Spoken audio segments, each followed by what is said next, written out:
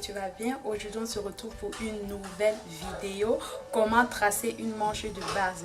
Alors dans cette vidéo je te montre que c'est possible de tracer une manche sans toutefois passer par un patron de base. Déjà dans la vidéo tu verras comment je l'ai fait à main levée. Il n'y a vraiment pas de protocole sur cette vidéo là. J'espère que tu vas apprendre beaucoup. J'espère que ça va te faciliter aussi dans ton travail. Voilà. On se dit à très bientôt pour une nouvelle vidéo. Si tu es nouvelle, je te prie de t'abonner, de partager aussi et de liker. Voilà, pour pouvoir bénir une autre personne. Et voilà, on se dit à très bientôt pour une nouvelle vidéo. La couture ne sera bien que secret pour toi. Ciao!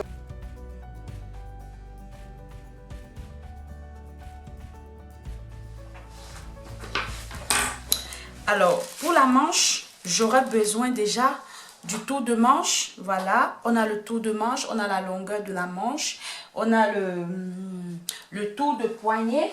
Et j'aimerais rappeler ici que le tour de poignet dépend de du niveau là où la longueur de ta manche commence. Ça veut dire que quoi? Comme par exemple le modèle, ce que je suis en train de faire, c'est une manche c'est une manche 3/4. Ça veut dire que le tour de mon poignet, la longueur de ma manche va s'arrêter quelque part là sur le coude. Donc c'est à partir de là que je vais prendre le tour de mon poignet.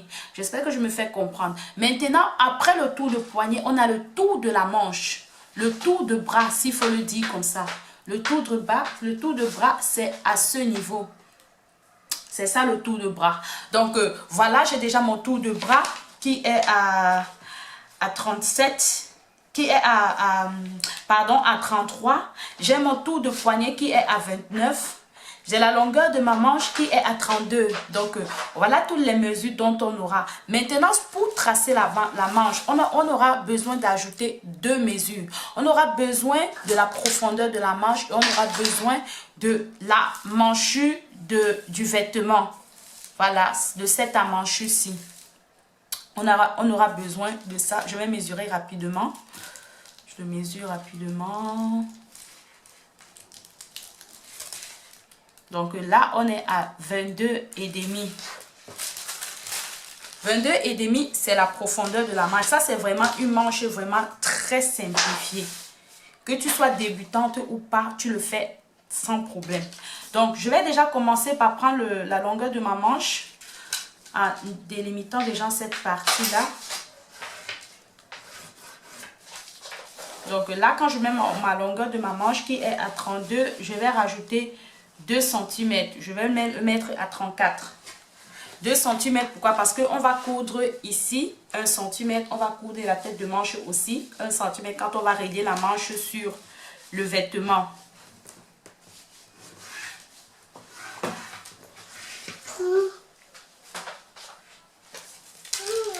Une fois que j'ai la longueur de ma manche, pour trouver la profondeur de ma manche, pour trouver le niveau là où mon tour de manche va arriver, je vais prendre mon tour de poitrine divisé par 8. Je prends mon tour de poitrine divisé par 8. Donc, mon tour de poitrine ici, il est à 90. 90 divisé par 8, je calcule rapidement avec mon téléphone. 90 divisé par 8, on est à 11,5. 11,5, donc 11,25 comme ça. Il faut rappeler quelque chose de très important ici. Le rappel ici, c'est quoi? C'est que la profondeur de ta manche dépend de comment la manche va tomber sur ton vêtement. Donc, la profondeur d'une manche d'une chemise d'homme est complètement différent par rapport à celle d'une chemise de femme. Pourquoi? Parce que les hommes, en fait, ils n'ont pas... je ne sais pas comment expliquer ça. Je ne sais pas comment. Peut-être parce que le vêtement n'est pas cintré comparé aux vêtements femmes qui sont plus cintrés. Donc là, j'ai trouvé 11,5. Mais je ne vais pas m'arrêter à 11,5. Je vais aller au moins à 12,5. Pourquoi? Parce que la profondeur dépend de je ne sais pas comment expliquer ça. Donc je vais le faire. Je prends 12,5, voilà. J'ai la profondeur de ma manche. Maintenant, je vais mettre les 22 centimes, les 22,5 que j'ai trouvé pour la longueur de ma manche. Pour la longueur de ma manche, les 22,5 que j'ai trouvé là. Je le pose ici, 22 et demi. Voilà, on a 22 et demi qui est là.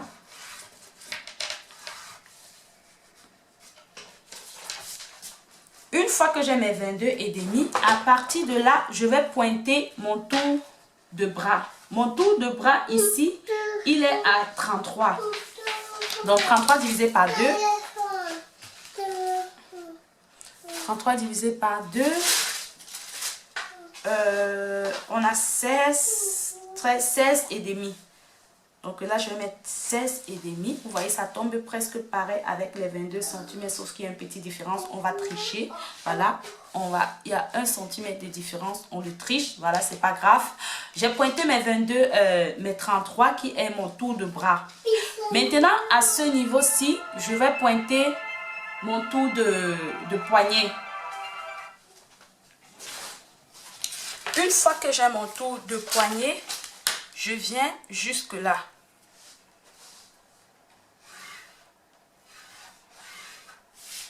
Voilà mon tour de poignet qui est là. Voilà mon tour de manche. Voilà quelques centimètres. Voilà.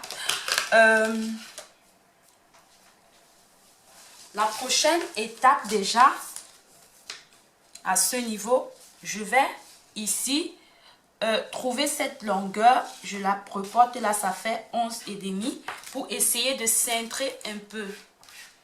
Voilà, pour essayer de cintrer un petit peu sans toutefois toucher le poignet. Donc je cintre sans vraiment toutefois toucher le poignet. On vient là en fleur. On fait pareil aussi, on arrive ici aussi en fleur. Voilà, cette étape est passée. Je reviens maintenant sur la tête de la manche. Là, je divise aussi par 2, c'est 22 et demi. Là, je trouve le milieu pour pouvoir mieux arrondir et donner une jolie forme. Donc, une fois que j'ai mon milieu qui est là, ici, je fais aussi comme ça. Généralement, je vous montre vraiment la coupe à la main levée. Hein. On n'a pas besoin, on n'a pas trop besoin de protocole, voilà. Tu essaies de galber en donnant une jolie forme. L'essentiel, tu peux utiliser ton perroquet comme tu peux le faire à la main pour obtenir une jolie forme. Voilà, j'ai une jolie forme qui est obtenue là. Donc, à ce niveau, la profondeur pour pouvoir galber, c'est 1 cm à l'intérieur, 1 cm aussi à l'extérieur. Voilà. Donc, voilà la manche qui est totalement achevée. Maintenant, il faudra rajouter la valeur de couture. Je vais rajouter ici 2 cm de valeur de couture. 2 cm aussi. 2 cm à partir de là où on a galbé. À partir d'ici, tu ressors de 2 cm. Tu ne tiens pas compte de cette première ligne parce que cette ligne n'existera plus. Donc, on va faire comme ça. Donc, voilà notre manche qui est tracée et achevée. Donc, l'avantage ici, vous allez me demander, mais pourquoi il y a cette différence ici? Normalement, ça devrait s'arrêter ici à 22 et demi. Normalement, ça devrait s'arrêter pour mon tour de manche qui est, voilà, à 16 et demi, voire 33. Ici, voilà mon tour de manche. Mais là, ça ne dérange pas. Pourquoi? Parce que cette partie, la petite aisance-ci va entrer dans le vêtement. Ça va entrer dans le vêtement et ça va donner une belle forme à la manche.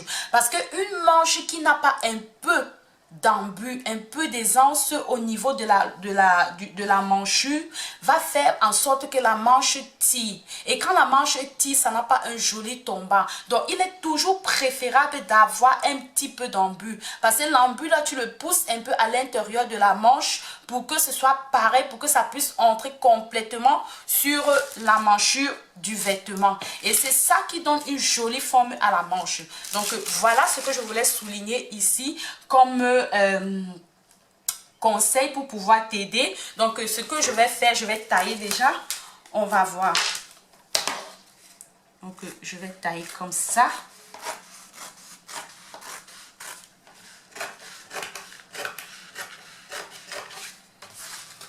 Voilà la manche qui est taillée.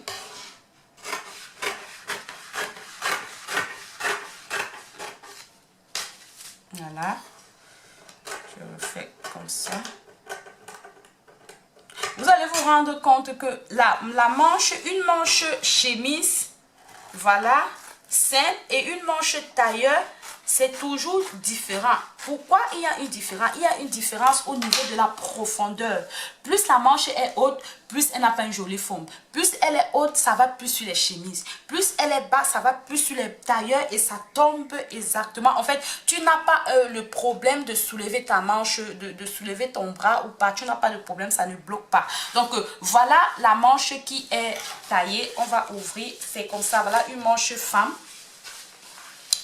Une manche femme, c'est vraiment presque pareil que les manches qu'il faut tracer, des manches qui demandent vraiment beaucoup de protocole. Moi, je fais toujours mes manches comme ça et j'obtiens un très grand résultat. Donc, voilà la manche qui est formée. Mais on n'est pas fini là. Pourquoi? Parce que vous souvenez que la manchure d'une manche, la manchure du devant d'un vêtement est différent de la manchure du dos d'un vêtement. La différence est à quel niveau? La différence est au niveau de la petite carrure et de la grande carrure.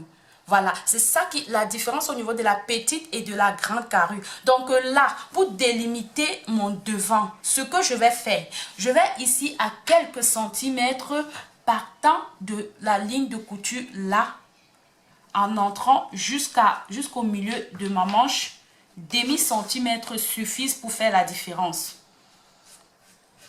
Demi-centimètre suffisent pour faire la différence. Une fois que j'ai cette demi-centimètre-ci, je vais soulever mon emmanchure à ce niveau. Voilà. Juste en commençant vers le milieu de la manche, je vais délimiter cette partie. Faire la différence, vous voyez cette petite différence, je ne veux pas trop rajouter, juste une petite différence suffit hein, donc c'est cette partie-ci qui va aller sur le devant du vêtement et celle-là va aller sur le dos du vêtement. Donc voilà la manche qui est taillée. On va faire des petits crans pour le milieu et un autre petit cran ici pour le devant de la manche. Donc on a terminé avec notre manche. C'était un tracé facile et rapide pour une manche. J'espère qu'à ce niveau on a déjà quand même des petites bâches. Donc tu as le tracé d'un corsage de base, tu as le tracé du manche de base, tu peux y faire un vêtement sans souci. Donc je te remercie d'avoir pris du temps pour regarder la vidéo. Like la vidéo. Si tu as des questions, tu me les poses en commentaire. Je ferai l'effort de te répondre le plus tôt possible. J'espère que tu as vraiment été béni. On se dit à très bientôt pour une nouvelle vidéo. Ciao!